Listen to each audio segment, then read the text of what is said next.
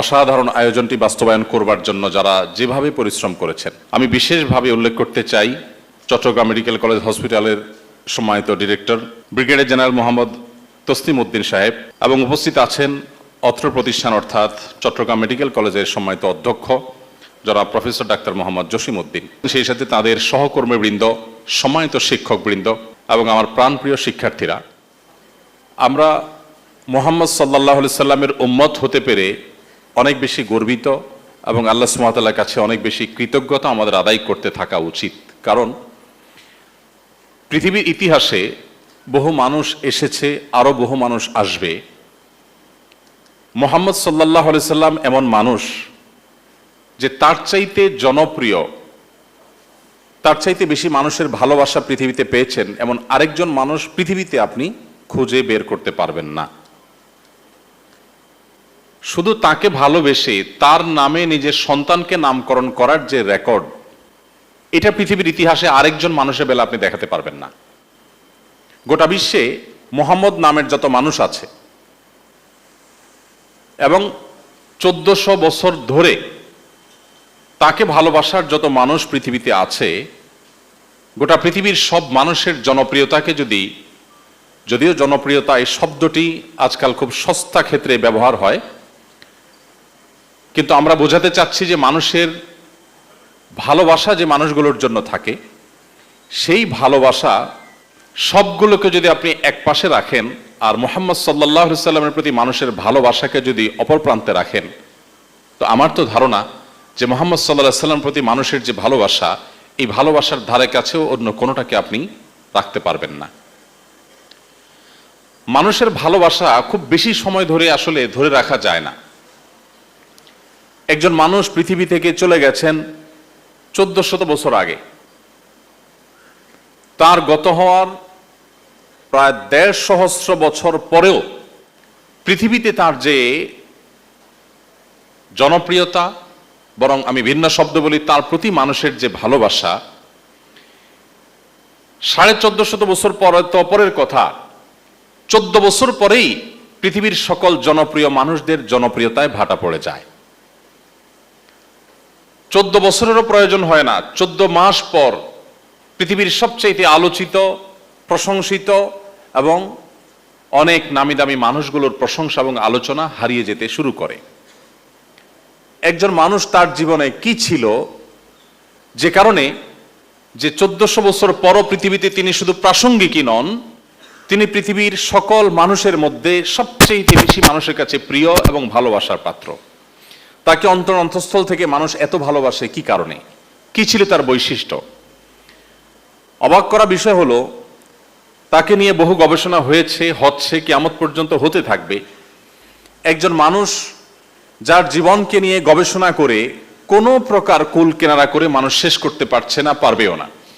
নতুন নতুন তত্ত্ব, নতুন নতুন দিক তার জীবনের মানুষ আবিষ্কার করছে এবং কিয়ামত পর্যন্ত সেটিকে মানুষ আবিষ্কার করতে থাকবে এবং অনুসরণীয় এক ব্যক্তিত্ব হিসাবে তার ধারে কাছে রাখার মতো আরেকটি মানুষ পৃথিবীতে পাওয়া যাবে না। সম্মানিত উপস্থিতি, আল্লাহর হাবিব সাল্লাল্লাহু আলাইহি সাল্লামের প্রতি মানুষের ভালোবাসা, আল্লাহর নবীর প্রতি মানুষের ভালোবাসা যে নজির আমরা দেখতে পাচ্ছি আজ পৃথিবীতে, আপনি পৃথিবীর ইতিহাসের অনেক বড় বড় রাজা বাদশাহ, অনেক বড় বড় প্রভাবশালী ব্যক্তিত্ব, অনেক সম্পদশালী ব্যক্তিত্ব, অনেক জনপ্রিয় ব্যক্তিত্ব পাবেন যাদের গত হয়ে যাওয়ার 50, 100, 150, 200 বছর পর পৃথিবীতে তারা অনেকটাই অপ্রাসঙ্গিক হয়ে গেছেন। তাদের 14 গোষ্ঠীর নাম ধরে কেউ যদি গালিগালাজও করে কারোর কষ্ট হবে না, কিন্তু মুহাম্মদ সাল্লাল্লাহু আলাইহি সাল্লাম এমন এক মানুষ ছিলেন যে 1500 বছর পরও পৃথিবীর কোনো এক প্রান্তে তাকে নিয়ে কেউ একটা খারাপ মন্তব্য করলে কোটি কোটি মানুষের হৃদয়ে সত্যিকারের রক্তক্ষরণ শুরু হয়ে যায়, চোখের পানি চলে আসে, ক্ষোভে মানুষ ফেটে পড়ে। কি সেই সম্মোহনী শক্তি যেটা গোটা পৃথিবীকে আচ্ছন্ন করে রেখেছে। নবী রাসূলদের মধ্যেও তো অন্যান্য নবী রাসূলদের ক্ষেত্রে এই একই দৃষ্টান্ত আমরা খুঁজে পাই না, অর্থাৎ তিনি সকল নবী রাসূলদের মধ্যেও যে সবচেয়ে সেরা এবং শ্রেষ্ঠ এবং সবার চাইতে অনন্য, এটা তার জীবনের বহু দিক হয়তো আমরা দেখে খুঁজে বের করতে পারবো।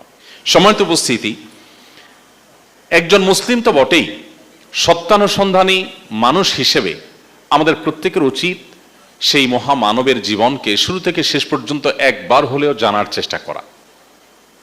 কি ছিল তার জীবনে যে তিনি এতটা ভালোবাসা মানুষের অর্জন করতে পেরেছিলেন, এতটা প্রাসঙ্গিক তিনি ১৫০০ বছর পরেও গোটা পৃথিবীতে। এরকম একজন মানুষকে নিয়ে জানার যে কৌতূহল, জানার যে আগ্রহ, এটা সত্যানুসন্ধানে মানুষ হিসাবে আমাদের প্রত্যেকের মধ্যেই থাকা উচিত। এবং আমি আশা করব যে আমরা এখানে আজকে যারা আছি, যারা আমাদের বক্তব্য শুনছি, আমি সবাইকে অনুরোধ করব যে প্রিয় নবী সাল্লাল্লাহু আলাইহি সাল্লাম, মুহাম্মদ সাল্লাল্লাহু আলাইহি সাল্লামের জীবনী শুরু থেকে শেষ পর্যন্ত, তার জন্মের আগের প্রেক্ষাপট, তখনকার বিশ্ব পরিস্থিতি, বিশেষ করে তার জন্মস্থান মক্কা এবং তার আশপাশের যে পরিবেশ পরিস্থিতি ছিল, এবং তার জন্ম থেকে নিয়ে মৃত্যু পর্যন্ত পুরা জীবনীকে আমরা যদি কেউ জানতে চাই, তাহলে সেক্ষেত্রে 3 থেকে 400 পৃষ্ঠার একটি বই আমাদের জন্য সহায়ক হতে পারে, যথেষ্ট হতে পারে। আমরা চাইলে মাত্র 1 সপ্তাহে তার জীবনীটাকে জানার চেষ্টা করতে পারি। সবাই চেষ্টা করবো তো ইনশাআল্লাহ। আমি আজ বিশেষভাবে আপনাদের প্রতি অনুরোধ রাখবো যে নবী সাল্লাল্লাহু আলাইহি সাল্লামকে জানার উদ্দেশ্যে তার যে কোনো একটি পূর্ণাঙ্গ সিরাতের গ্রন্থ শুরু থেকে শেষ পর্যন্ত আপনি পড়ে শেষ করেন, বরং সম্ভব হলে আপনি কমপক্ষে 3টি সিরাতের গ্রন্থ 3 আঙ্গিকে লেখা, সেগুলো যদি আপনি পড়ে দেখেন, আমার বিশ্বাস আপনার ইমানের মিটার এটা সাধারণ স্তর থেকে অনেক উপরে উঠে যাবে ইনশাআল্লাহ। সম্মানিত উপস্থিতি, নবী করিম সাল্লাল্লাহু আলাইহি সাল্লাম পৃথিবীতে এসে পৃথিবীকে কি দিয়ে গেছেন, এই আলোচনা তো অনেক বড় আলোচনা। তার যে অবদান ছিল বিশ্ব মানবতার প্রতি, তার মধ্যে সবচেয়ে বড় বিষয় যেটি, তা হলো গোটা বিশ্বের মানুষকে তিনি হেদায়েতের পথে পথনির্দেশ করেছেন। বিভ্রান্তি এবং গোমরাহির পথ থেকে মানুষকে মুক্তির পথ দেখিয়েছেন। এজন্যই তাকে বলা হয় মানবতার মুক্তির দূত। মানুষের কল্যাণ এবং অকল্যাণের পথ তিনি চিহ্নিত করে দিয়ে গেছেন।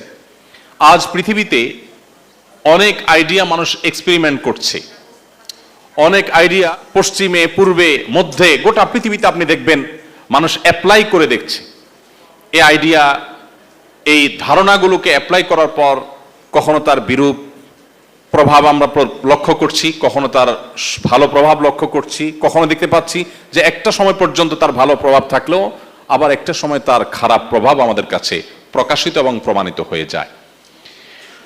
নবী করিম সাল্লাল্লাহু আলাইহি সাল্লাম তিনি যে লাইফস্টাইল, তিনি যে জীবন দর্শন বিশ্ব মানবতাকে দিয়ে গেছেন, আজও পর্যন্ত পৃথিবীতে কেউ এটি প্রমাণ করতে পারেনি যে মুহাম্মদ সাল্লাল্লাহু আলাইহি সাল্লামের দেওয়া লাইফস্টাইল বা তার দেওয়া জীবন দর্শনের এই দিকটা মানব সভ্যতার জন্য অনুপকারী বলে সাব্যস্ত হয়েছে। এটা আজও পর্যন্ত পৃথিবীতে কেউ বলতে পারেনি। বরং অবাক করা বিষয় হলো যে তার দেওয়া জীবন দর্শনের বিভিন্ন দিক, সেগুলোর যৌক্তিকতা, সেগুলোর বৈজ্ঞানিক ব্যাখ্যা, সেগুলোর যথার্থতা, এটা বিভিন্ন সময় শত শত বছর পর মানুষ আবিষ্কার করছে, উদ্ঘাটন করছে, অনুভব করছে, উপলব্ধি করতে পারছে।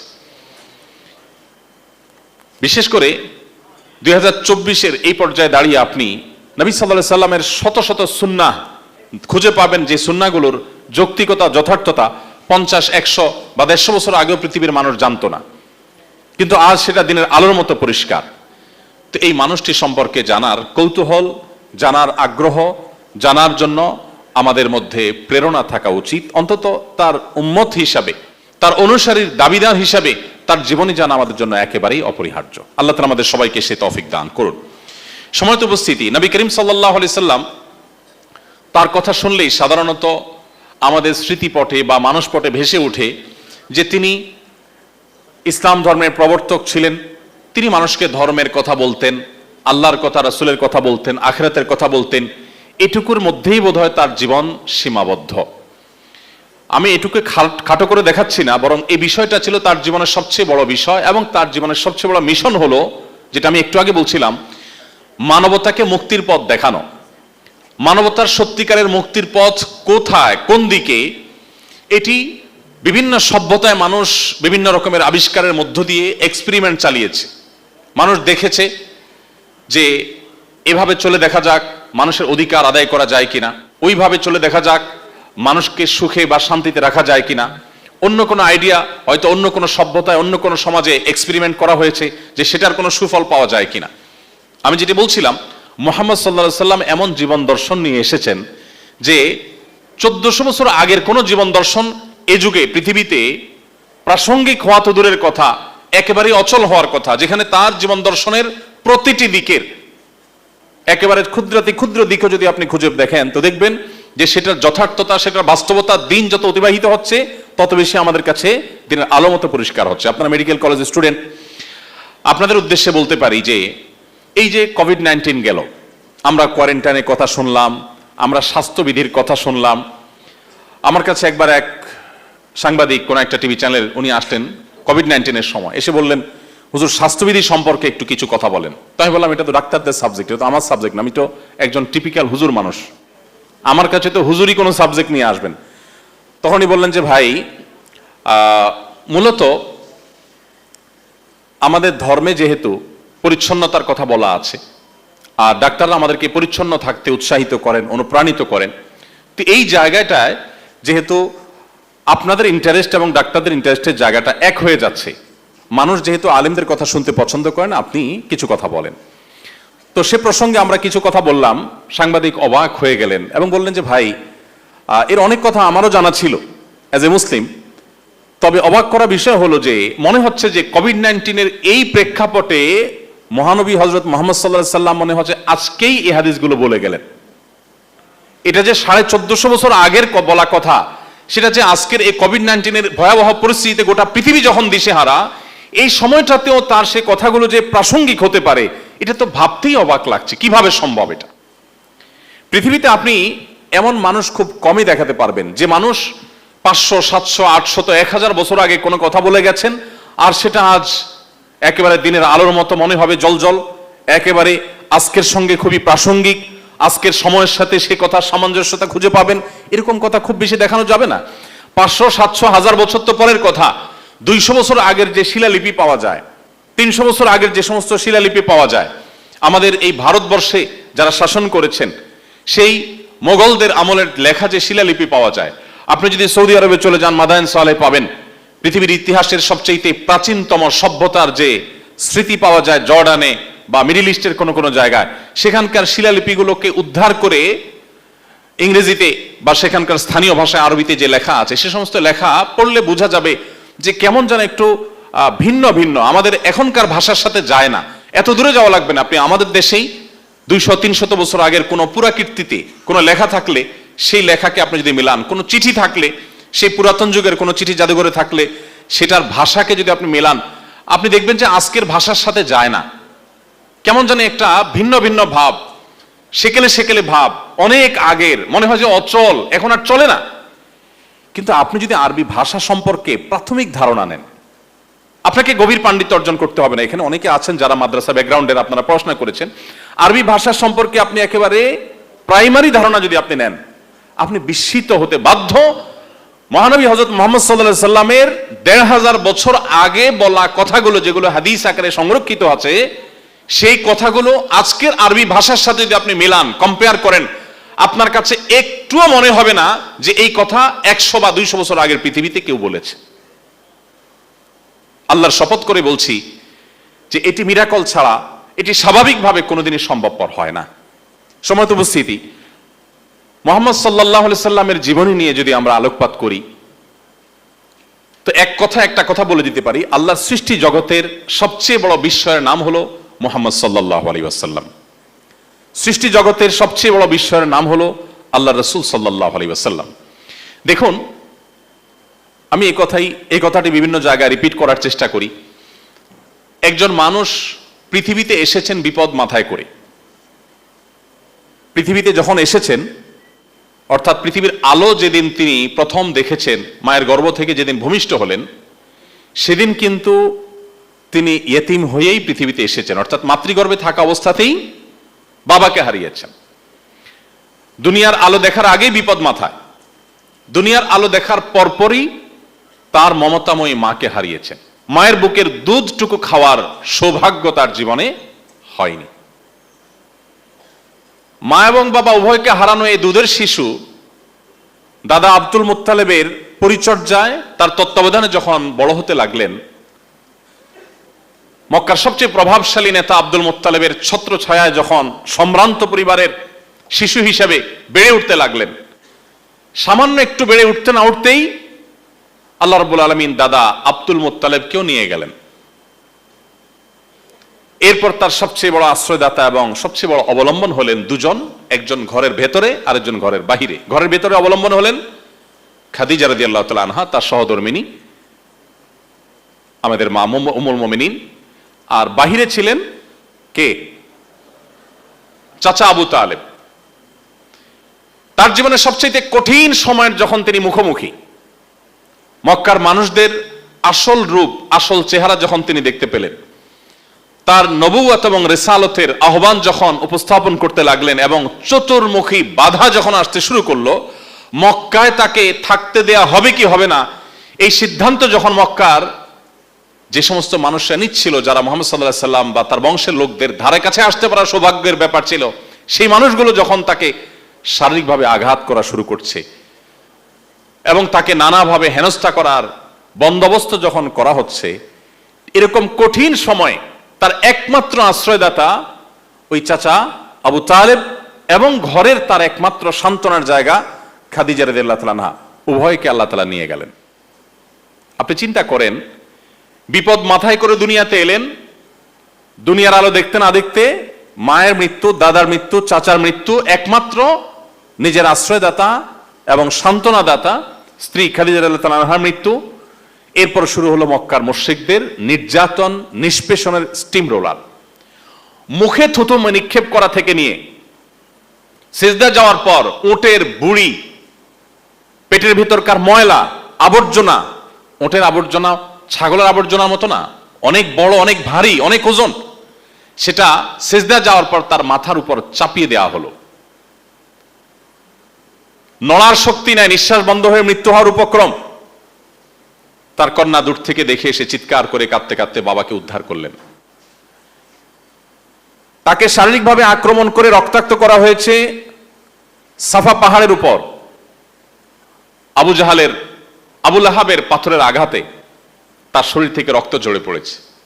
তায়েফের মানুষকে রক্ষা করতে গেলেন, তাদেরকে মুক্তির পথে আহ্বান করতে গেলেন, জবাবে তারা তার রক্তে তাকে এমন ভাবে রঞ্জিত করলেন যে তার শরীরের রক্ত গিয়ে জুতোর সাথে মিশে একাকার হয়ে পা এবং জুতা লেপ্টে গেল।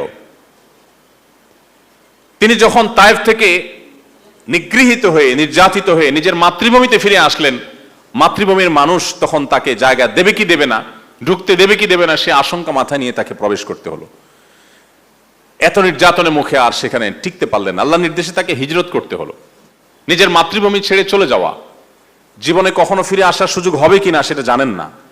আমাদের মাতৃভূমির মতো সাধারণ মাতৃভূমি নয়, যে মাতৃভূমিতে আল্লাহর ঘর আছে, বাইতুল্লাহ আছে, যেখানে ওমরা করতে হয়, হজ করতে হয়, তওয়াফ করতে হয়, সমস্ত দুঃখ গাথা আল্লাহকে নিবেদন করার সুযোগ যেখানে আছে, সে সুযোগ হাতছাড়া হয়ে যাবে, নিজের মাতৃভূমি হাতছাড়া হয়ে যাবে।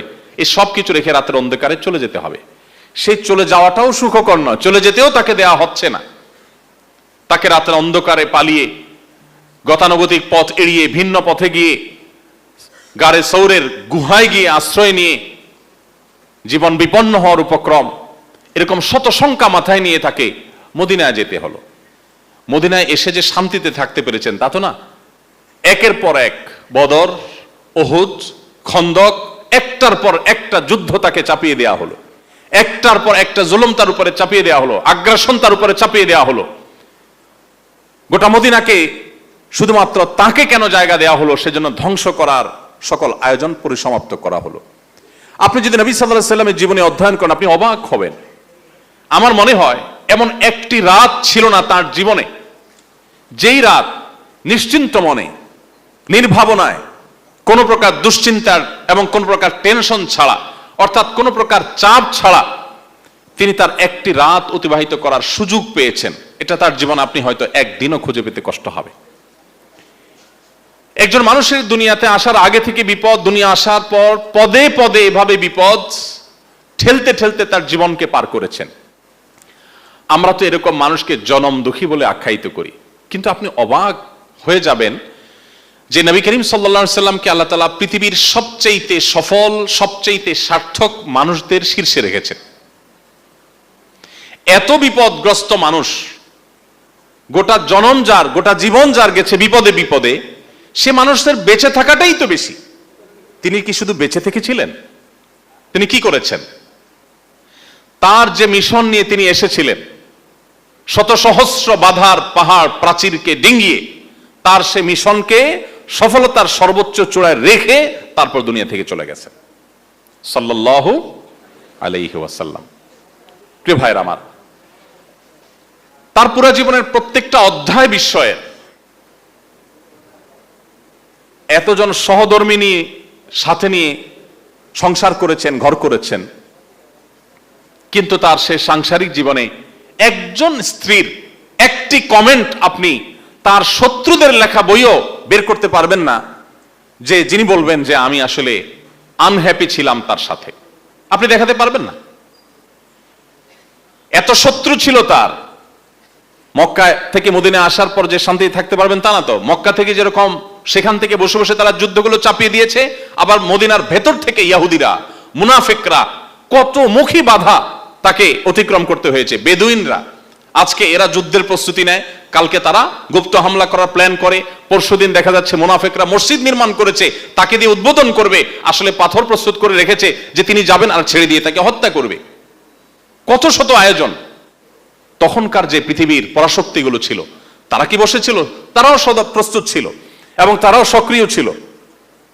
রোমানরা, পারস্যের সম্রাটরা, কে না তার সাথে যুদ্ধে জড়িয়েছে। সম্মানিত উপস্থিতি, একজন মানুষের দুনিয়ার আলো দেখবার আগে থেকে নিয়ে তার ওয়াফাত বা মৃত্যুর শেষ মুহূর্ত পর্যন্ত প্রতিটা মুহূর্তে যাকে শত সহস্র বাধার প্রাচীর ডিঙ্গিয়ে সামনে চলতে হয়েছে, তার বেঁচে থাকাটাই তো মিরাকল। সেখানে শুধু তিনি বেঁচে থাকেন নাই, তার আদর্শকে শুধু বাঁচিয়ে রাখেন নাই, তার আদর্শকে পৃথিবীর সবচেয়ে শক্তিশালী আদর্শ হিসাবে প্রতিষ্ঠা করে তারপরে দুনিয়া থেকে গেছেন। সময় বা সুযোগ পেয়েছেন প্রকৃত অর্থে মাত্র 10 বছর। মক্কার যে জীবন ছিল তার, সে মক্কার 53 বছর পুরোটাই তো ছিল অলমোস্ট চাপের উপরে, প্রেসারের উপরে। প্রকাশ্যে নামাজ পড়াই দায়, প্রকাশ্যে মানুষকে ইসলামের প্রচারের কথাই বলা যেখানে দায় ছিল, সেখানে কাজ করবার সুযোগ কোথায়? মদিনায় এসে কিছুটা অনুকূল পরিবেশ পেয়েছেন শত সহস্র বাধা সত্ত্বেও। এত সব বাধা ঠেলতে ঠেলতে এই 10 বছরের মধ্যে অর্ধ পৃথিবী মুসলমানদের পায়ের নিচে এনে দিয়ে গেছেন। যেখানে কালিমায়ে শাহাদাত পাঠ করাটাই অপরাধ ছিল, সেখানে গোটা পৃথিবীর অর্ধেক মুসলমানদের শাসনের অধীনে এনে দেওয়ার সকল বন্দোবস্ত করে তারপর দু চোখ বন্ধ করে তিনি চিরতরে ঘুমিয়েছিলেন সাল্লাল্লাহু আলাইহি ওয়াসাল্লাম। সময়ত উপস্থিতি, এত বাধা যার জীবনে, এত সংগ্রাম যার জীবনে, সে মানুষটার জীবনে অনেক ভুল হওয়ার কথা, অনেক বিচ্যুতি হয়ে যাওয়ার কথা। আপনি অবাক হবেন যে তার এই 63 বছরের জীবনে একটি ঘটনা আপনি বের করতে পারবেন না, একটি সিঙ্গেল ঘটনা আপনি বের করতে পারবেন না যে তিনি কোনো একটা কিছু করার পর তাকে লজ্জিত অনুতপ্ত হয়ে সরি বলতে হয়েছে যে আসলে ভুল হয়ে গেছে আমার। আপনি এরকম একটা ঘটনা বের করতে পারবেন না। আপনি ছোট্ট একটা প্রতিষ্ঠানের পরিচালনা করেন 1 বছরের জন্য, 1 বছর পর আপনার অন্তত 5টা 10টা 20টা বিষয় এমন পাওয়া যাবে যে আসলে ডিসিশনটা সঠিক হয়নি, এখানে এই রোল প্লে করাটা ঠিক হয় নাই, এখানে এই কথা বলাটা ঠিক হয়নি। এরকম বহু জিনিস আপনি বের করতে পারবেন। আমরা বিভিন্ন প্রতিষ্ঠান পরিচালনার সাথে জড়িত আছে, আমরা সুন্নাহ ফাউন্ডেশন আছে, আমাদের ঘর বাড়ি আছে, সংসার আছে। সাংসারিক জীবনে আপনি আপনার স্ত্রীর কাছে কতবার সরি বলতে হয়েছে? যারা বিবাহিত আছেন তারা টের পাবেন, এখানে সরি একটু বেশিই বলা লাগে। কিন্তু আপনি মুহাম্মদ সাল্লাল্লাহু আলাইহি ওয়াসাল্লামের জীবনে যদি না পড়েন, আপনার জীবনের সবচেয়ে বড় দুর্ভাগ্যজনক অধ্যায় হবে সেটি। আপনি মুসলমান, আপনি মুহাম্মদ সাল্লাল্লাহু আলাইহি ওয়াসাল্লামের জীবনীটা একবার পড়ে দেখেননি। তার পুরো জীবনে, দাম্পত্য জীবনে স্বামী স্ত্রীর মধ্যে বোঝাপড়ার যে একটু গরমিল হয়নি তা কিন্তু না, হয়েছে। তিনি অভিমান করে বাসা থেকে মসজিদে এসে শুয়ে রয়েছেন, বাসায় আজ যাচ্ছেন না, অভিমান করে। সাহাবীদের মধ্যস্থতায় সেটি নিষ্পত্তি হলো, তিনি বাসায় গেলেন। তিনি আমাদের মতো রক্ত মাংসের তৈরি মানুষ ছিলেন, তবে আমাদের সাথে তার কোনো তুলনা চলে না। তার স্ত্রীদের মধ্যে পরস্পর একাধিক স্ত্রী থাকলে যা হয়, মনোমালিন্য, প্রতিযোগিতা, এগুলো সবই ছিল। এবং প্রতিযোগিতার লেভেল এ পর্যন্ত হয়েছে যে একজন স্ত্রী, নবী সাল্লাল্লাহু আলাইহি ওয়াসাল্লাম তার ঘরে তিনি যেদিন থাকার কথা পালা হিসাবে, ওই দিন আরেকজন স্ত্রী বাটিতে করে একটু খাবার প্রস্তুত করে নবীজির জন্য পাঠিয়েছেন, যে আজকে আমার পালা যেদিন থাকতো সেদিন তো আমি খাওয়াতাম, বাট আরেকজনের পালা তিনি খাওয়াবেন, আমি পাশাপাশি একটু কিছু একটা দিয়ে শেয়ার করলাম। যার ঘরে আসছে তিনি দেখে খুব স্বাভাবিকভাবে আজকে আমার ঘরে থাকার দিন, আমি নবীজিকে আমার মন মতো খাওয়াবো, আরেকজন সেটা পাঠিয়ে সে ভালো হওয়ার চেষ্টা করছে, এটা তো সহ্য করা যায় না। বাটি ধরে ছুঁড়ে ফেলে দিলেন, খাবার পড়ে গেল, বাটি দুই টুকরা হয়ে গেল। নবী করিম সাল্লাল্লাহু আলাইহি সাল্লাম দৃশ্যটা দেখার পর তিনি ঘর থেকে বের হয়ে বাটির ভাঙা অংশগুলো কুড়িয়ে আনলেন। একই রকম আরেকটা অবিকল একই রকম আরেকটা বাটি বাসায় ছিল, সেই বাটিটা বের করে যে কাজের মেয়ে খাবারটা নিয়ে আসছে তার হাতে দিয়ে বললেন, যাও দিয়ে আসো। ইশারা ইঙ্গিতটা এমন ছিল যে সেখানে গিয়ে কোনো কথা বলবে না, যাতে কোনো ভেজাল আবার না লাগে। চলে গেলেন সে বাটি নিয়ে। এ হাদিস, যত হাদিস গ্রন্থে এ হাদিসটি বর্ণিত হয়েছে, এ হাদিসের কোনো অংশে আমি অন্তত পাইনি, আপনারা কেউ পেয়েছেন কিনা জানি না, যে নবী সাল্লাল্লাহু আলাইহি ওয়াসাল্লাম এই ঘটনার পরে কোনো রিয়্যাক্ট করেছেন। আমরা যদি হতাম, আপনি খুব ভালো স্বামী, খুব ভালো পুরুষ, আপনার স্ত্রী আপনার উপরে খুবই হ্যাপি, সন্তুষ্ট, সব দিক থেকে আপনি ওকে, এরকম একজন যদি ফেরেশতা সুলভ মানুষও এই সমাজে কল্পনা করা যায়, তিনি কমপক্ষে এইটুকু কথা বলতেন, কাজটা কি ঠিক হলো? বলতেন কিনা বলেন? মানে এইটুকু কথাও বলবে না, এটা তো কল্পনা করা যায় না। কিন্তু আপনি অবাক হবেন, নবী করিম সাল্লাল্লাহু আলাইহি সাল্লাম একটি শব্দ ব্যবহার করেননি। কেন করেননি? কারণ স্ত্রীর এখন রাগ চরমে। এই মুহূর্তে কোনো কিছু বলে যুদ্ধ বাঁধিয়ে দেওয়ার কোনো মানে হতে পারে না। নবী করিম সাল্লাল্লাহু আলাইহি সাল্লামের পারিবারিক জীবন বলেন, তার রাজনৈতিক জীবন বলেন, তার সামরিক জীবন বলেন, তার ব্যক্তিগত জীবন বলেন, তার শৈশব বলেন, তার যৌবন বলেন, তার বার্ধক্য বলেন, শাসক মুহাম্মদ সাল্লাল্লাহু আলাইহি সাল্লামের কথা বলেন, বাবা মুহাম্মদ সাল্লাল্লাহু আলাইহি সাল্লামের কথা বলেন, এবং নেতা মুহাম্মদ সাল্লাল্লাহু আলাইহি সাল্লামের কথা বলেন, আপনি তার জীবনের এক একটা অধ্যায় নিয়ে যদি পড়াশোনা করেন, আপনি ঘাটেন, আল্লাহর শপথ করে বলছি, আপনার ইমানের মিটার এমন তরতর করে বাড়বে যে আপনি যেই লেভেলের ইমানদার আছেন সেখান থেকে আপনি নিজেকে অন্য জগতের বাসিন্দা মনে করবেন। দুর্ভাগ্যজনক বিষয় হলো, আমরা মুসলমানরা মুহাম্মদ সাল্লাল্লাহু আলাইহি সাল্লামকে জানার প্রতি আমাদের তেমন কোনো আগ্রহ নাই। আপনারা সবাই শিক্ষিত মানুষ, আপনারা জাতির কর্ণধার, আপনারা মানব সেবার অনেক অনেক ভালো ভালো জায়গায় আপনারা চলে যাবেন হয়তো ইনশাআল্লাহ। আমি আপনাদেরকে আবারও আকুল আবেদন রাখতে চাই যে আপনার জীবনে আর কিছু পড়েন বা না পড়েন, আল্লাহর হাবিব সাল্লাল্লাহু আলাইহি সাল্লামের পুরো জীবনী গ্রন্থ, সম্ভব হলে 3টি জীবনী গ্রন্থ আপনি সিলেক্ট করে, একটি হতে পারে রাহিকুল মাখতুম, ভারতবর্ষের একজন লেখক সফিউর রহমান বরকতুল্লাহ রহমাতুল্লাহ আলাইহির লেখা, যেটা মক্কা থেকে সিরাত এর বইয়ের উপরে যে কম্পিটিশন হয়েছে তার উপরে প্রথম স্থান অধিকার করেছে এবং গোটা বিশ্বে জনপ্রিয় সিরাত গ্রন্থগুলোর একটি, সেটি পড়তে পারেন। সেই সাথে ডক্টর আলী সাল্লাবি, আপনার মিশরের একজন বিশ্ববিখ্যাত একজন ইতিহাসবিদ, সমকালীন বিশ্বের সবচাইতে পপুলার মুসলিম ইতিহাসবিদদের একজন, তার লেখা বই পড়তে পারেন। সৈয়দ আবুল হাসান আলী আন-নদভী রহমতুল্লাহ আলাইহের যে নবী-এ রাহমত বইটি আছে, আমাদের ইসলামিক ফাউন্ডেশন থেকে প্রকাশিত হয়েছে, তার অনুবাদ, সেটি পড়তে পারেন। আরো বিভিন্ন প্রতিষ্ঠান থেকে প্রকাশিত হয়েছে। এরকম আরো বহু সিরাত গ্রন্থ আছে, আপনি কমপক্ষে 3টি সিরাত গ্রন্থ পড়েন। আমার জীবনে কোরআনে কারীম এবং সিরাত গ্রন্থ যতবার পড়ার সুযোগ হয়েছে, যত অক্ষরে অক্ষরে লাইনে লাইনে পড়ার সুযোগ হয়েছে, এটি আমার জীবনে আর কোনো বই পড়ার সুযোগ হয়নি। এবং এখনো আমি নিয়ম করে সবসময় নবী করিম সাল্লাল্লাহু আলাইহি ওয়াসাল্লাম সিরাতের বই পড়ার চেষ্টা করি। এবং একই বই রাহিকুল মাখতুম আমার জীবনে যে কত শতবার পড়েছি আমি মনে হয় গুণে শেষ করতে পারবো না। আমার নিয়মিত পাঠ্য তালিকার মধ্যে রাহিকুল মাখতুম এবং এরকম আরো সিরাত গ্রন্থগুলো, একই বই আপনি বারবার পড়েন, বারবার নতুন নতুন ফিল আপনি অনুভব করবেন। আল্লাহ তাআলা আমাদের সবাইকে প্রিয় নবী সাল্লাল্লাহু আলাইহি ওয়াসাল্লামের রঙে রঙিন হওয়ার তৌফিক দান করুন। সম্মানিত উপস্থিতি, আজ আপনি মানবতার কথা শুনেন, চারপাশে অনেক মানবতার কথা শুনবেন, মানব অধিকারের কথা শুনবেন।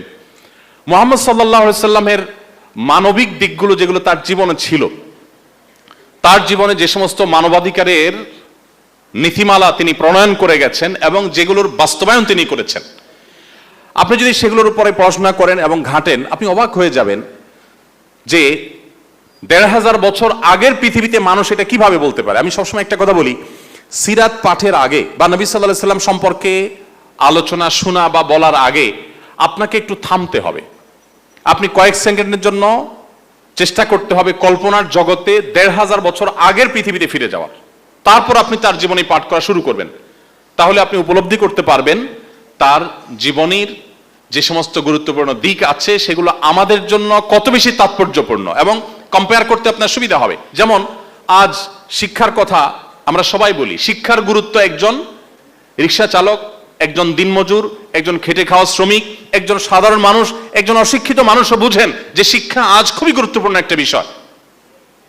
কিন্তু আপনি যদি 50 বছর আগের বাংলাদেশের বাস্তবতার কথা চিন্তা করেন, আমাদের বয়স তো খুব বেশি না, এখানে স্যারদের, প্রিন্সিপাল স্যার, ডিরেক্টর স্যার, তারা আমার সাথে অনেক বেশি বয়সে সিনিয়র, অনেক স্যাররা আছেন এখানে অনেক সিনিয়র, আমি তাদের সন্তান বা ছোট ভাইয়ের বয়সী।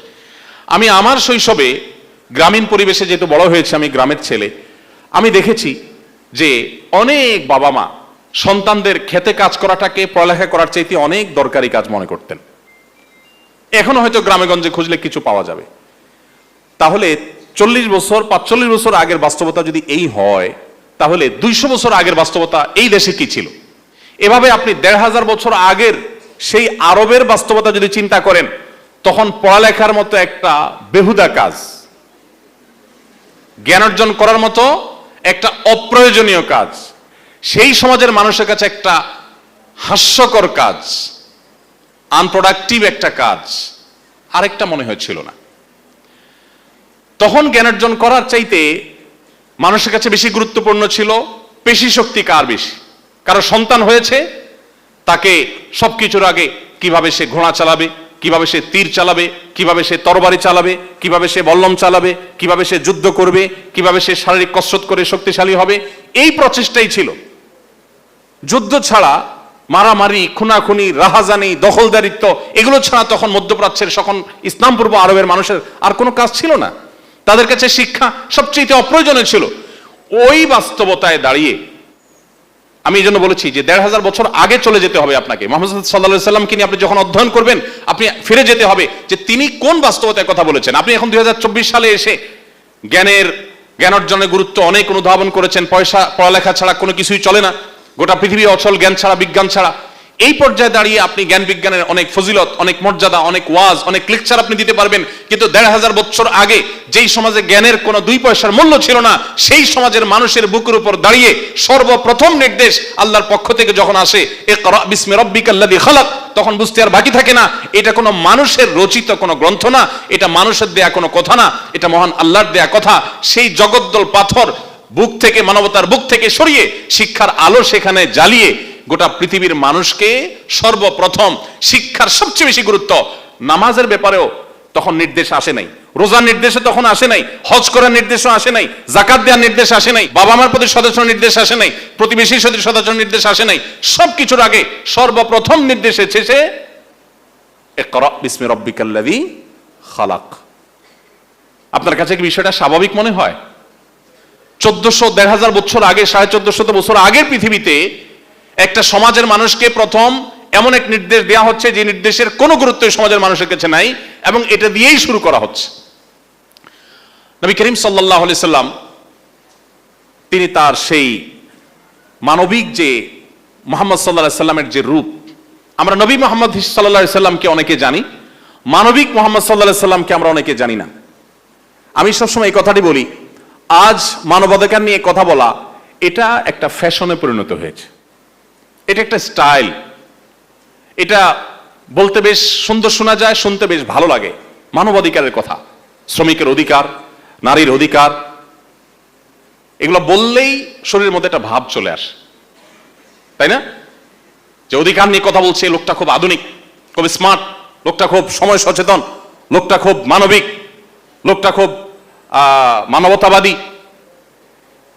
আপনারা আমার চেয়ে নিশ্চয়ই অনেকে ভালো জেনে থাকবেন, আজ পৃথিবীতে আমাদের দেশেও অনেক মানুষ মানবাধিকারের অনেক সুন্দর সুন্দর সবক শোনায়, বুলি আওড়ায়, কিন্তু এগুলো সবগুলো হলো বিভিন্ন এমবাসি থেকে পাওয়া, বিদেশিদের কাছ থেকে পাওয়া বিভিন্ন প্রজেক্টের টাকা হালাল করার জন্য। জাস্ট বিভিন্ন অধিকার নিয়ে কাজ করবে, অ্যাক্টিভিজম করবে, নানা কাজ কাম করবে, এবং সেগুলো দেখিয়ে বিভিন্ন বাজেট তারা সেখান থেকে নিবে। আবার অনেকে আছেন যে আমরা আমাদের মানবিক দিকগুলো জাহির করছি, বিশেষ করে যারা সোশ্যাল অ্যাক্টিভিস্ট, তারা মানবিক কাজগুলো অনেকেই করে থাকেন। এই যে ফেনীতে, লক্ষ্মীপুরে, কুমিল্লাতে যে ভয়াবহ বন্যা মাত্র হয়ে গেল, অনেক মানুষ আছেন যারা কষ্ট করে ঢাকা থেকে, চট্টগ্রাম থেকে অনেক কষ্ট করে গেছেন, সেখানে অনেক কাজ করেছেন। তার দিন শেষে টার্গেট ছিল সেখানে গিয়ে একটা সেলফি তোলা, কিছু লাইক কমেন্টের ব্যবসা করা। এরকম অনেক মানুষ আছে না, যে সেখানে গিয়ে একটা ছবি তোলা, একটা লাইভ করা তার টার্গেট। কিন্তু নবী করিম সাল্লাল্লাহু আলাইহি সাল্লাম যখন মানবাধিকারের কথা বলেছেন, তখন পৃথিবীতে কোন প্রজেক্টের লোভে কোন মানুষ মানবাধিকারের কথা বলা তো দূরের কথা, তখন সেই কথাগুলো বলা ছিল সে সমাজে নিজের অস্তিত্বকে হুমকির মধ্যে ফেলে দেওয়া। মেয়ে হিসাবে জন্মগ্রহণ করা যে সমাজে অপরাধ হিসাবে গণ্য করা হতো, নারী হিসাবে জন্মগ্রহণ করেছে এটাকে একটা দোষণীয় বিষয় মনে করা হতো। নিজের বাবা নিজের কন্যা সন্তান মেয়ে কেন হলো, যুদ্ধে তো আমার সাথে যেতে পারবে না, এই সন্তান দিয়ে তো আমার কাজে লাগবে না, সেজন্য তাকে জীবন্ত পুঁতে ফেলতো যেই সমাজ, সেই সমাজের বুকের উপর দাঁড়িয়ে মুহাম্মদ সাল্লাল্লাহু আলাইহি সাল্লাম শুধু নারীকে রক্ষা করেন নাই, আকাশে তুলে রেখে গেছেন। তিনি বলে গেছেন, কোন বাবা যদি দুটি কন্যা সন্তানকে সঠিকভাবে লালন পালন করে, কোনো বৈষম্য না করে, কোনো অবিচার না করে, সঠিকভাবে তাদের তদারকি করে, সুসন্তান বানায়, আল্লাহর সাথে পরিচিত করায়, ঈমান তার ভিতরে প্রথিত করে, কোন প্রকার জুলুম অবিচার না করে, এক কথা সদাচরণ করে, দায়িত্বশীল অভিভাবকের দায়িত্বটা যদি পালন করে, দুটি কন্যা সন্তানের এরকম দায়িত্ব নিলে নবী করিম সাল্লাল্লাহু আলাইহি সাল্লাম সেই ব্যক্তির জান্নাতের গ্যারান্টি এবং নবীর সাথে জান্নাতে থাকার গ্যারান্টি দিয়েছেন। আমি প্রায় কম্পেয়ার করে বলার চেষ্টা করি, এখানে অনেকে আলেমারা আছেন, ওলামা ইকরাম অনেকে আছেন।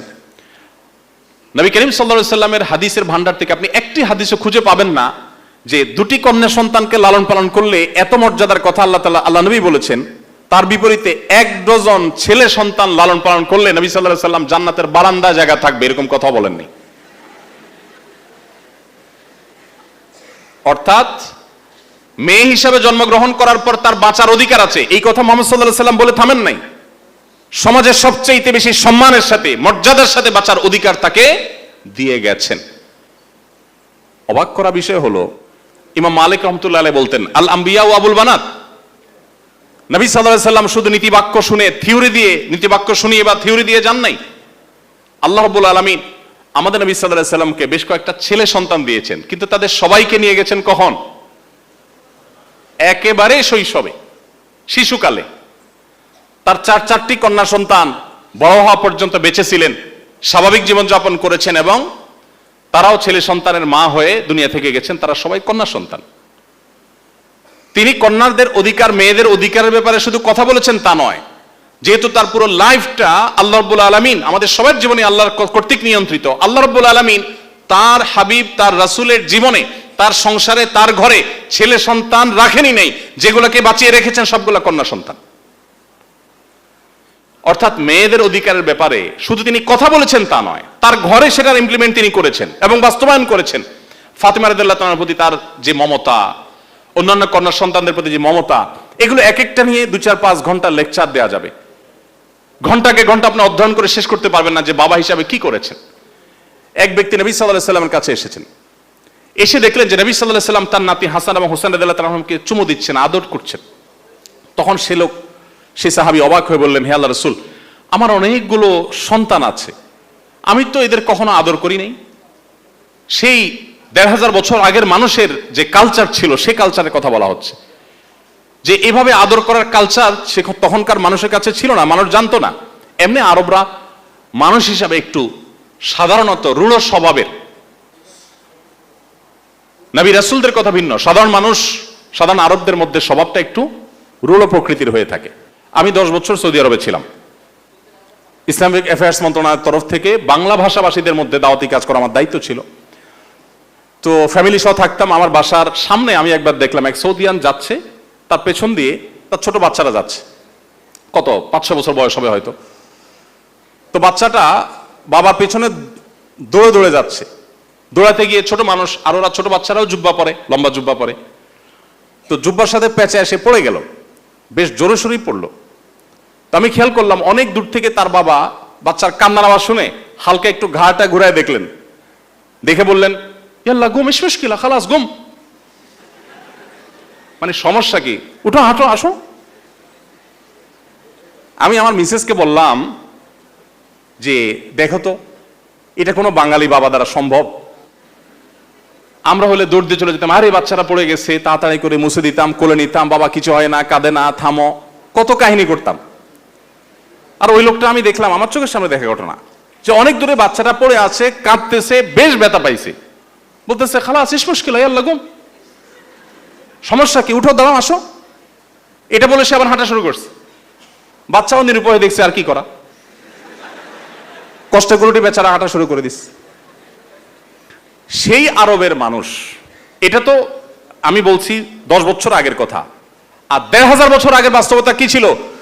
ওই ব্যক্তি নবী সাল্লাল্লাহু আলাইহি ওয়াসাল্লাম বলছেন, রাসূলুল্লাহ আমার অনেকগুলো সন্তান আছে, আমি কোনোদিন এদের কপালে এদের গালে কখনো চুমো দিয়ে আদর করে আমি কখনো দেখি নাই।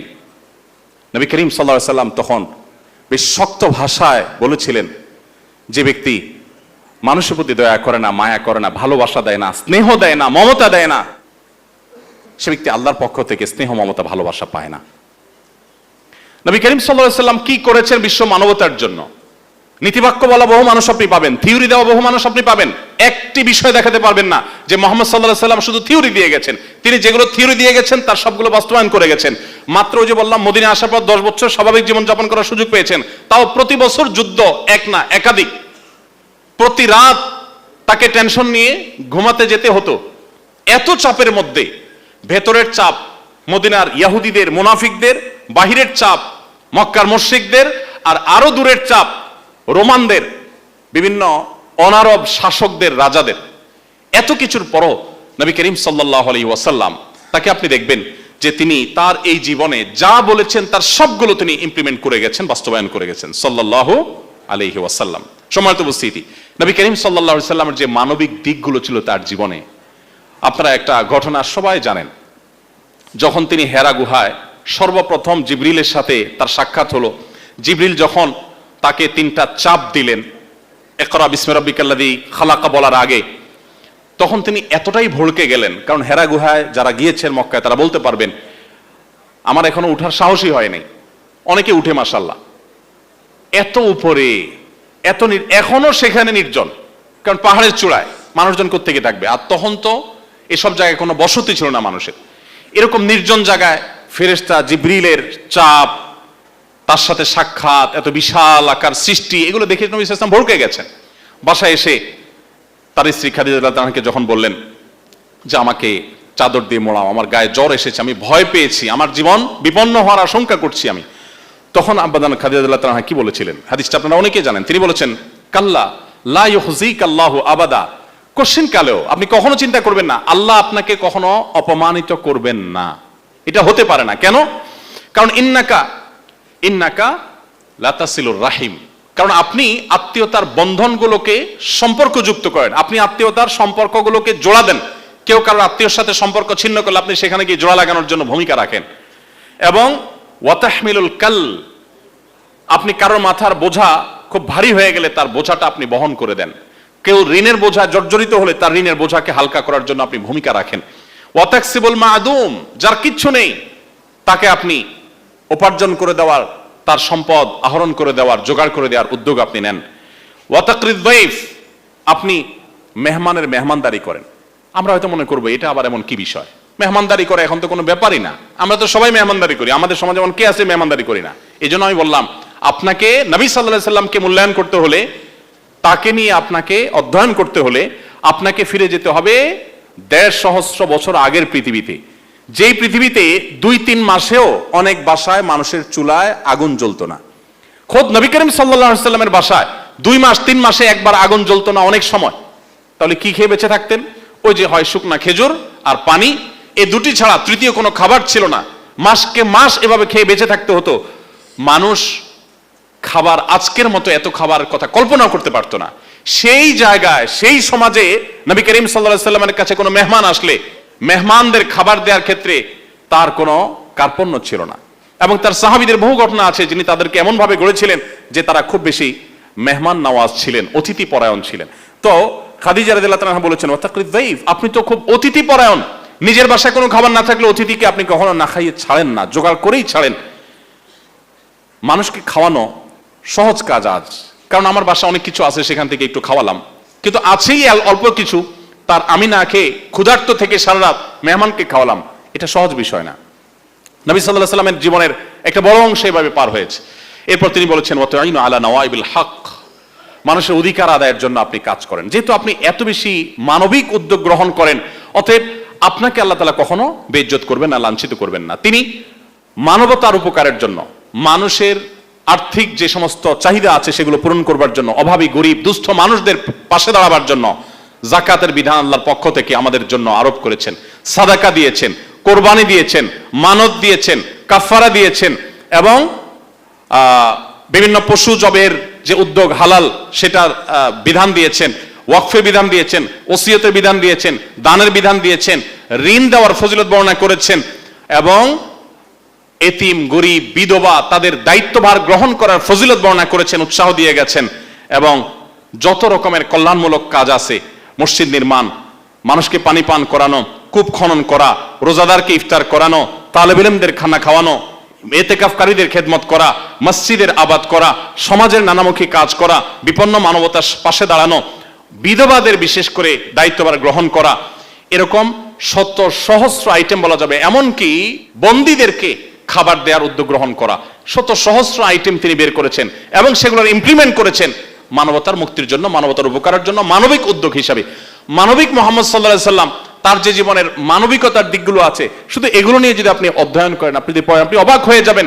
এই সবগুলো তিনি শুধুমাত্র আবাদ করে যান নাই, শুধুমাত্র সমাজের মানুষকে বলে যান নাই, তত্ত্ব দিয়ে যান নাই, তিনি তার প্রত্যেকটি নিজে হাতে বাস্তবায়ন করে তারপরে পৃথিবীতে গেছেন।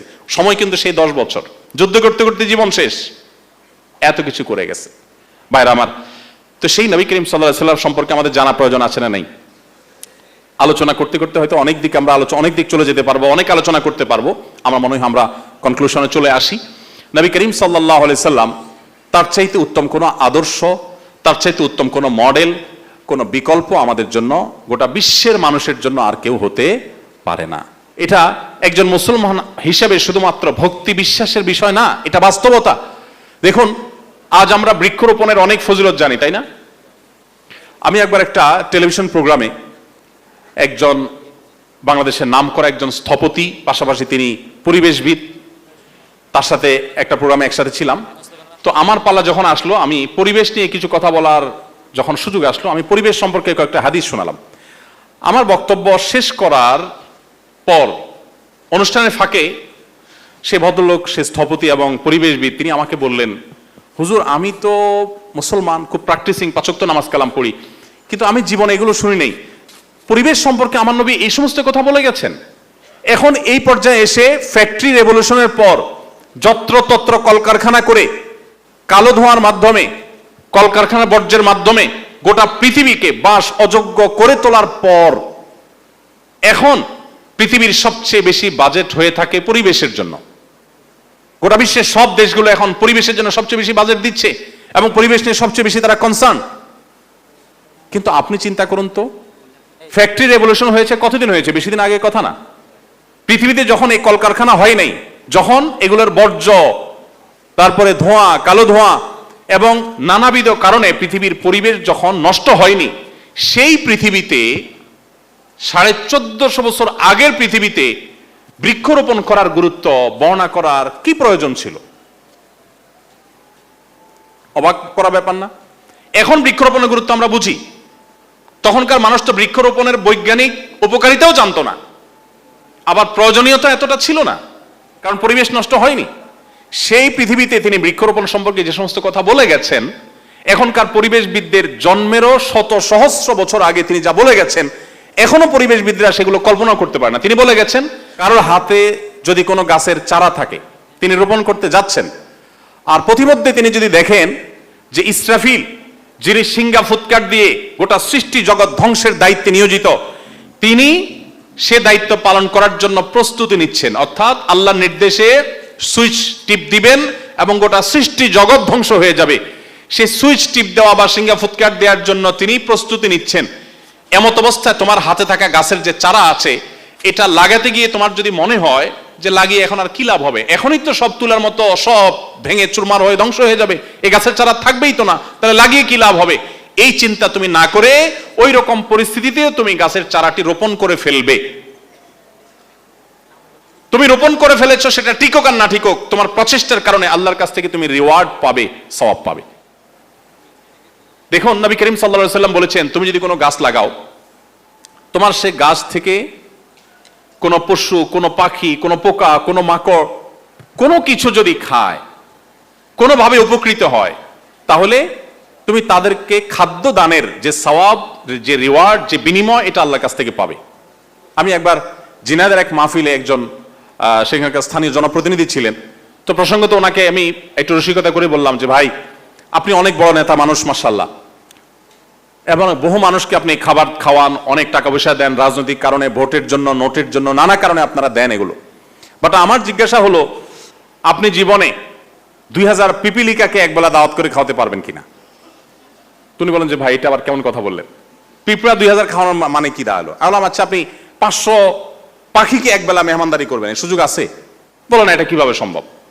তাই আমি বললাম, আল্লাহ নবী সাল্লাল্লাহু আলাইহি সাল্লাম সে আইডিয়া আমাদেরকে দিয়ে গেছেন। আপনি যদি 5টা গাছ লাগান, এগুলাকে যদি আপনি সুন্দর করে পরিচর্যা করেন, বড় করে তোলেন, নবী করিম সাল্লাল্লাহু আলাইহি সাল্লাম বলে গেছেন যে এই গাছ থেকে কোনো না কোনো পাখি এর পাতা থেকে, এর ফল থেকে, এর ফুল থেকে সে জীবিকা আহরণ করবে, এবং তুমি কিন্তু তাদেরকে খাওয়ানোর সওয়াব তুমি পেয়ে যাবে। ভাইরা আমার, আমরা আজ শ্রমিকের অধিকারের কথা বলি। শ্রমিকের অধিকারের কথা কি বলি? যে তাদের ন্যায্য পারিশ্রমিক দিয়ে দাও, তাদের রেস্টের সুযোগ রাখো, 8 ঘন্টা কাজ, 8 ঘন্টা ঘুম, এর ব্যবস্থা রাখো। নবী করিম সাল্লাল্লাহু আলাইহি ওয়াসাল্লাম কি বলে গেছেন জানেন? তিনি বলেছেন, শ্রমিকের শরীরের ঘাম শুকাবার আগে তার পারিশ্রমিক দিয়ে দাও। আমি যখন সৌদি আরবে ছিলাম, তখন সৌদি আরবের নিয়ম ছিল, এখন কি আছে আমি জানি না, 25 তারিখে স্যালারি হয়ে যেত। পৃথিবীর কোন দেশে আছে কিনা আমি জানি না, তো আমি তখন জানতাম, তখন সৌদি আরব রাষ্ট্রীয়ভাবে ইসলামকে অনেক বেশি প্রমোট করতো। বাকি দিন দিন অধপতন গোটা পৃথিবীতে হচ্ছে, তাদেরও হচ্ছে। এখন পরিস্থিতি কোথায় দাঁড়িয়ে আছে আমি জানি না, তবে 5-7 বছর আগেরও কথা আমি জানি যে 25 তারিখে স্যালারি হওয়ার রাষ্ট্রীয় নিয়ম ছিল। আমি তো অবাক হয়ে গেলাম প্রথম যাওয়ার পর, ভাই 25 তারিখে স্যালারি কাহিনী কি? সাধারণত মানুষ 5 তারিখ 10 তারিখ পর্যন্ত নিয়ে যায়, কিন্তু মাস শেষ হওয়ার 5 দিন আগে স্যালারি কেন? তখন আমি জানতে পারলাম, ওই যে নবী সাল্লাল্লাহু আলাইহি ওয়াসাল্লাম বলে গেছেন, ঘাম শুকাবার আগে পারিশ্রমিক দিয়ে দাও, তো মাস শেষ হওয়ার আগে পারিশ্রমিক সেজন্য দেওয়ার সিস্টেম তারা চালু করেছে। শ্রমিকদের জন্য এরকম কথা পৃথিবীতে আজও কোনো শ্রমিকদের অধিকার নিয়ে কাজ করে কোনো ব্যক্তি বা প্রতিষ্ঠান আজও বলতে পারে নাই। আপনি আরো আশ্চর্য হবেন, তিনি বলেছেন, তোমরা যা খাও তোমার শ্রমিককে তা খাওয়াও, তোমরা যা নিজেরা পরো তোমার শ্রমিককে তা পরাও। এখন আপনি যে ব্র্যান্ডের শার্ট কিনেছেন, আপনি আপনার ড্রাইভারের গায়ে যদি এসে দেখেন কাকতালীয় ভাবে আপনি শার্টটা পরে আসছেন, আজকে নতুন শার্ট, আয়সা গাড়িতে উঠে দেখলেন ড্রাইভার সাহেব সেম ওই ব্র্যান্ডের শার্টটা পরে মাশাআল্লাহ বসে আছে, তখন মেজাজটা কেমন হবে বলেন? সাথে সাথে হয় মনে হবে যে শার্ট খুলে খালি গেঞ্জি গায়ে থাকলে তো ভালো হতো, মান সম্মান একটু টিকতো। আমরা কোথায় দাঁড়িয়ে আছি? সভ্যতার ভেগ ধারণ করলে মানুষ সভ্য হতে পারে নাকি? নবী করিম সাল্লাল্লাহু আলাইহি সাল্লামের আদর্শ ছিল, তোমার ড্রাইভার, তোমার কাজের লোক তোমার সাথে বসে একই মানের খাবার তাকে তুমি অফার করবে, খাওয়াবে, এটা তোমার কোনো হেজিটেশন হতে পারবে না। দিন শেষে সে তোমার মতো একজন মানুষ, তোমার ভাই, আল্লাহ তাকে অধীনস্থ করেছেন, উল্টাও হতে পারত, তোমাকে তার অধীনস্থ আল্লাহ তাআলা করতে পারতেন। মানবাধিকার নিয়ে অনেক কথাই বলা যাবে, কিন্তু শ্রমিকের অধিকারের ব্যাপারে এই লেভেলের কথা শুধু বলা নয়। বেলাল হাবশী রাদিয়াল্লাহু তাআলা আনহু একজন কালো নিগ্র মানুষ ছিলেন। আরবদের মধ্যে রেসিজম কোন লেভেলের আছে, যারা মধ্যপ্রাচ্যে ছিলেন, আপনাদের চিটাগাংয়ের বহু মানুষ সৌদি আরবে থাকে, কি পরিমাণ থাকে, ওরা অনারবদেরকে অনেক, আমি সবার কথা বলছি না, ওদের একটা বড় অংশ বা প্রধান অংশ বলতে পারেন, অনারবদেরকে মানুষই মনে করে না অনেক ক্ষেত্রে। সেই আরবদের মধ্যে আপনি চিন্তা করেন, তাও আবার 1400 বছর আগের যে আরবরা, যাদের মধ্যে বর্বরতা ভয়ঙ্কর ছিল, সেই সমাজ, ইসলামের আগের কথা বলছি, সেই সমাজে নবী করিম সাল্লাল্লাহু আলাইহি ওয়াসাল্লাম এসে কি করেছেন? বেলাল রাদিয়াল্লাহু তাআলা আনহু যিনি বাহির থেকে এসেছেন, একে তো বহিরাগত, খেয়াল করেন, এখনো সৌদিতে বা মিডিল ইস্টে ফরেনারদেরকে কি বলে জানেন? সেখানকার স্থানীয় ভাষা, আলেমরা বলতে পারবেন কি বলে ভাই? আজনবী। ওই জন্য জানেন আজনবী শব্দের অর্থ কি জানি আমরা? হ্যাঁ, আজনবী মানে কি? আননোন, মানে চিনি না তোমার, তুমি কে? তুমি বাঙালি, তুমি ইন্ডিয়ান, তোমাকে আমি চিনি না, তুমি আমার দেশের না, অচেনা। এবং আরেকটা শব্দ আছে আরবিতে আজমি। আজমি শব্দটির যদি মানে ভেতর নিয়ে আমরা আলোচনা করি আপনি অবাক হয়ে যাবেন। কি অর্থ? বোবা। আরেকটা অর্থ আছে আল আজমাউ জুরহুহা জুবার, হাদিসে আছে। চতুষ্পদ জন্তুকে সাধারণত আজমা বলা হয়। সেখানে যারা আরবিতে কথা বলতে পারে না তাদেরকে তারা কি বলে? আজমি। আপনাদের চিটাগাঙেও এই রোগটা কিছুটা আছে। আপনাদের প্রতি শ্রদ্ধা রেখে আমি বলতে চাই, আমার জীবনের একটা গুরুত্বপূর্ণ অংশ চট্টগ্রাম মাটিতে কেটেছে এবং টুকটাক চিটাঙ্গা কথা হইতারি। আপনাদের এখানে চিটাঙ্গের বাইরের লোকদেরকে আপনারা বইঙ্গা বলেন, তাহলে এই রোগ আপনাদের মধ্যেও ভালো জিনিস না। কিন্তু যাই হোক, তো যেটা বলছিলাম যে আমাদের নবী করিম সাল্লাল্লাহু আলাইহি সাল্লাম তিনি, আমি কেন এই বিষয়টাকে টানলাম, এই বিষয়টা টানলাম এই জন্য, দেখেন তিনি একজন সাহাবী বাহির থেকে আসছেন, তার নাম হলো বেলাল রাদিয়াল্লাহু তাআলা আনহু, সবাই জানি আমরা, তাই না?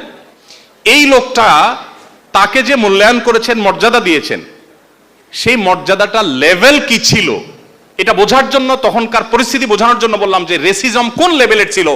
সেই জগদ্দল পাথর বুকের উপর থেকে সরিয়ে সেই রেসিজম যে সমাজে ছিল সেই সমাজের বুকের উপরে টান টান করে বুক দাঁড় করিয়ে, শীষ দাঁড় করিয়ে তিনি বেলাল রাদিয়াল্লাহু তাআলা আনহু, যিনি বাহির থেকে এসেছেন, শুধুমাত্র তাকে মানবিক মর্যাদা দিয়ে শেষ করেননি। একাধারে যে লোকটা বাহির থেকে আসছেন অনারব, ইথিওপিয়ান, আবার তিনি গায়ের রং তার কালো ছিল, অর্থাৎ যেই রঙের মানুষদেরকে পছন্দ করতো না, সাদা কালো। এখনো পৃথিবীতে আমেরিকার মতো দেশে আপনারা জানেন শ্বেতাঙ্গ ও কৃষ্ণাঙ্গদের মধ্যে যে এক ধরনের স্নায়ুযুদ্ধ এটা চলমান আছে এখনো। সভ্যতার সবচেয়ে বেশি দাবিদার যারা, তাদের দেশে আপনার কৃষ্ণাঙ্গ শ্বেতাঙ্গ নিয়ে এখনো পর্যন্ত যে আপনার দ্বন্দ্ব সেটা চলমান আছে। সেখানে সেই নবী সাল্লাল্লাহু আলাইহি সাল্লামের সময়কার যে মধ্যপ্রাচ্যের মানুষের অবস্থা ছিল, মানসিক অবস্থা ছিল, সেই সমাজের মানুষের কাছে একজন লোক বাহির থেকে আসছেন, একে তো অনারব, আজনবী, আননোন মানুষ, আবার তিনি গায়ের রং তার কালো, আবার তিনি কৃতদাস ছিলেন। একটা মানুষকে সেই সমাজে ঘৃণা করার যতগুলো উপাদান প্রয়োজন ছিল তার সবগুলো যখন একজন মানুষের মধ্যে ছিল, সেই মানুষটাকে শুধুমাত্র মানবিক মর্যাদা দেন নাই, তাকে নবী সাল্লাল্লাহু আলাইহি সাল্লাম নিজের সহকারী হিসাবে, মসজিদের মুয়াজ্জিন হিসাবে, আজকালকার মুয়াজ্জিন নয়, সেই সমাজের মুয়াজ্জিন, মসজিদের সবচেয়ে সম্মানজনক পদটা তাকে দিয়েছেন। আজ আপনি দেখবেন বহু মানবাধিকারের সবক দেওয়া মানুষগুলো বাসায় কাজের বুয়াদেরকে মেরে ফেলে। শুনেন না পত্রপত্রিকাতে, দেখেন না আপনারা? মানবাধিকার, শ্রমিকের অধিকার নিয়ে কথা বলতে বলতে মুখ দিয়ে আমরা খই ফুটে ফেলাই, বাসায় দেখা গেল কাজের লোক মারতে মারতে শরীরে দাগ করে ফেলছি, পত্রপত্রিকা নিউজ হচ্ছে প্রায়, দেখেন না? মুহাম্মদ সাল্লাল্লাহু আলাইহি সাল্লাম সেই মানুষ ছিলেন যিনি শুধুমাত্র তত্ত্ব দিয়ে যান নাই, প্রতিটি তত্ত্বের সর্বোৎকৃষ্ট বাস্তবায়ন করে তারপর পৃথিবীতে চলে গেছেন। সময় কিন্তু ওই 10 বছর। আপনি তার জীবন নিয়ে যদি অধ্যয়ন করেন, আপনি বিস্মিত না হয়ে পারবেন না যে আল্লাহর সৃষ্টি জগতে তার অস্তিত্ব, তার জীবনী, এর চাইতে বড় বিস্ময়ের আর কোনো বিষয়ই নেই। আপনি দেখাতে পারবেন না জীবনে এত বাধা ছিল, এত বিপত্তি ছিল, এত ঝামেলা ছিল, এত টেনশন ছিল। আমাদের এই যে টুকটাক পেরেশানি আছে, আমি আসুন্নাহ ফাউন্ডেশন চালাই, আমাদের প্রিন্সিপাল স্যার এই প্রতিষ্ঠান চালান, আমাদের ডাইরেক্টর স্যার ওনার সেক্টর, হসপিটাল সেক্টর চালান। আমরা আমাদের এই ক্ষুদ্র দায়িত্বগুলো পালন করতে গিয়ে আমাদের অনেক সময় মাথা গরম থাকে, মেজাজ গরম থাকে। সামনে কেউ কোনো কিছু নিয়ে আসলে বলি, আরে পরে আসো, দেখো না ঝামেলার মধ্যে আছি, তুমি একটু পরে আসো। এরকম উৎসাহ প্রকাশ আমরা সবাই কম বেশ করি মানুষ হিসাবে, তাই না? আমাদের জীবনের অংশ এটা। কিন্তু আপনি অবাক হবেন, নবী করিম সাল্লাল্লাহু আলাইহি সাল্লামের সারা জীবনের আপনি যতগুলো জীবনী গ্রন্থ পড়বেন এবং হাদিস গ্রন্থে নবী সাল্লাল্লাহু আলাইহি সাল্লাম থুথু কয়বার কোথায় ফেলেছেন সেটাও কিন্তু সংরক্ষিত আছে। স্ত্রীর সাথে ঘরের অভ্যন্তরে তিনি কি করেছেন, কি আচরণ করেছেন, সেগুলো সব রেকর্ড আছে। তার জীবনের কোনো কিছু আনরেকর্ড নেই। তিনি একান্তে ওয়াশরুমে যখন পরিচ্ছন্ন হতেন, সেই পরিচ্ছন্ন হওয়ার ধরন ছিল, উপায় ছিল, নিয়ম ছিল, প্রক্রিয়া পদ্ধতি কি ছিল সেটাও হাদিসে আসছে। তিনি ওযুতে কুলি করেছেন, কয়বার করেছেন, কিভাবে করেছেন সেটাও হাদিসে আছে। তার পার্সোনাল লাইফের এমন কোনো পার্ট না যেটা হাদিসে আসে নাই। কিন্তু আপনি অবাক হবেন, নবী সাল্লাল্লাহু আলাইহি সাল্লামের সারা জীবনের মধ্যে একটি বারের জন্য এমন কোনো ঘটনা ঘটে নাই যে তিনি খুব টেনশনে আছেন, যুদ্ধের মধ্যে আছেন, রণাঙ্গনে আছেন, বদর, উহুদ, খন্দক এই সমস্ত ঝামেলার মধ্যে আছেন, শত্রুদের নানামুখী আক্রমণের মধ্যে আছেন, এবং তিনি টেনশনের চোটে কাউকে বলেছেন সরো এখন আমার কাছে, আমি এখন টেনশনে আছি। এরকম কথা তার জীবনে একটাও কিভাবে সম্ভব ভাই? 63 বছরের জীবনে একবারও থাকবে না? যার জীবনে সবকিছু সংরক্ষিত আছে, কাউকে যদি ঝাড়ি দেন সেটাও কি সংরক্ষণে থাকতো? হাদিস সম্পর্কে যদি আপনার একেবারে প্রাইমারি ধারণাও থাকে তাহলে আপনি বলতে পারবেন যে নবী সাল্লাল্লাহু আলাইহি সাল্লামের জীবনে কাউকে ঝাড়ি দিবেন আর সেটা হাদিসে বর্ণনা থাকবে না, অসম্ভব। সবকিছুই আছে, কিন্তু এটা আপনি তার জীবনে একটাও খুঁজে দেখাতে পারবেন না। কিভাবে সম্ভব? কিভাবে সম্ভব বলেন? 2024 সালের এই বাস্তবতা, এই পৃথিবীতে দাঁড়িয়ে আমরা কত টেনশনে থাকি। সুইচ দিলেই ফ্যান ঘুরে, আপনার রিমোট টিপ দিলে এসি চলে, কথা বলছি স্মুথলি, কোনো অসুবিধা না, মাইকের ব্যবস্থা আছে, লাইটের ব্যবস্থা আছে, কিছুই ছিল না। বাসায় খাবারটা পর্যন্ত ছিল না, আরাম করে ঘুমাবে সে ব্যবস্থা পর্যন্ত ছিল না, চতুর্মুখী শত্রুতা ছিল। এরকম সংগ্রামী একটা জীবন, এরকম শত সহস্র বাধার পাহাড় ডিঙ্গিয়ে চলা একটা জীবনে একটি বারের জন্য কোনো মানুষকে ঝাড়ি দিয়েছেন, কোনো মানুষকে বকা দিয়েছেন এবং পরে আবার সরি বলতে হয়েছে, এরকম একটি ঘটনা তার জীবনে ঘটেনি। এটি কোনো স্বাভাবিক বিষয় নয়, এটি আল্লাহর পক্ষ থেকে তিনি যে মিরাকল, আল্লাহর পক্ষ থেকে যে তিনি মহামানব ছিলেন, আল্লাহর পক্ষ থেকে যে সবচেয়ে বড় বিস্ময়কর সৃষ্টি ছিলেন, এটি তার একটা ছোট উদাহরণ মাত্র। আপনি মানবাধিকার নিয়ে আজকাল যে সমস্ত কথা বলা হয়, আমি তো বলি যে নারীবাদ নিয়ে, অন্যান্য বাদ নিয়ে অনেক কথা বলা, নারী অধিকার নিয়ে অনেক চমৎকার চমৎকার কথা আপনি শুনতে পাবেন। নারীদের অধিকার নিয়ে আপনি দেখবেন যে নারীকে কর্মক্ষেত্রে জায়গা করে দেওয়া উচিত, চমৎকার কথা। কিন্তু সেটা দেখবেন ইয়াং নারীদের বেলায়, বৃদ্ধ নারীদের বেলায় দেখবেন না। কি বলেন? দেখবেন পশ্চিমা পৃথিবীতে যারা আমাদেরকে এগুলো সবক দেয়, তাদের দেশে বৃদ্ধ নারীদের বেলায় তাদের একমাত্র ডিসিশন হলো বৃদ্ধাশ্রম। আর কোনো বিকল্প আছে তাদের কাছে? কিন্তু আমার মুসলমানের কাছে কি বিকল্প আছে বলেন তো? আমার মুসলমানদের সমাজে আমার নবী সাল্লাল্লাহু আলাইহি ওয়াসাল্লাম যে আদর্শ শিক্ষা দিয়ে গেছেন, সে আদর্শের শিক্ষার কারণে আমাদের সমাজে নারীর জীবনের সবচেয়ে উপভোগ্য টাইমটা থাকে, সবচেয়ে সুখকর সময়টা থাকে তার বার্ধক্যের সময়টা। শূন্য, সামন্ত, ছেলে ফেলে, নাতিপুতি সব চারপাশে ঘিরে থাকে, ভাবটাই অন্যরকম। যৌবন বয়সে স্বামী সংসারে টুকটাক ঝামেলা ছিল, ননদ, দেবর, শাশুড়ি, নানান কাহিনী ছিল। মাগের যখন বৃদ্ধ হয়ে গেছে, এখন সারা জীবন ডিস্টার্ব করা স্বামীটাও এখন বিড়ালের মতো সোফার এক কোণা চুপচাপ বসে থাকে। কেন বসে থাকে? কারণ তাকাইলে দেখে ছেলে ডানে, মেয়ে ডানে, ছেলের ঘরের নাতি, মেয়ের ঘরের পুতি, সব চারপাশে ঘেরা। বুড়ির যে পাওয়ার, তাতে বেচারা চুপচাপ মিসকিনের মতো বসে থাকে সোফার এক কোণায়। আমার এই সমাজে নারীর অধিকার নবী করিম সাল্লাল্লাহু আলাইহি ওয়াসাল্লাম এমন ভাবে প্রতিষ্ঠা করে গেছেন, নারীর জীবনে যত তার বয়স হবে তত তার মর্যাদা বাড়বে, তত তার মূল্য বাড়বে, তত তার গুরুত্ব বাড়বে, সংসারে তার আধিপত্য বাড়বে, তার কর্তৃত্ব বাড়বে, তার মর্যাদা বাড়বে। আর তোমরা যে নারীর অধিকারের কথা আমাদেরকে সবক শোনাতে আসো, তোমার সমাজে নারীর নিগ্রহের যে পরিমাণ, যে রেশিও, নির্যাতনের যে হার, সেটা আমরা সবাই জানি আজ গুগলের এই সময়, অনলাইনের এই সময়ে।